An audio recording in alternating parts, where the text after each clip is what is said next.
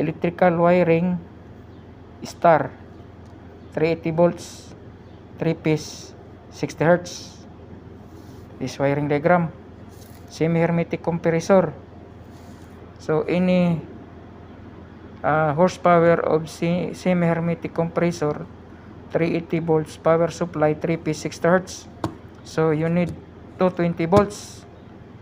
Very easy. You terminate either line 1 or line 3. One line. This one, like this. One line. Then you also, the other wire, you terminate to N. You see N. It means to see ground wire. So the other one wire, you terminate to ground. So now you have 220 volts power supply.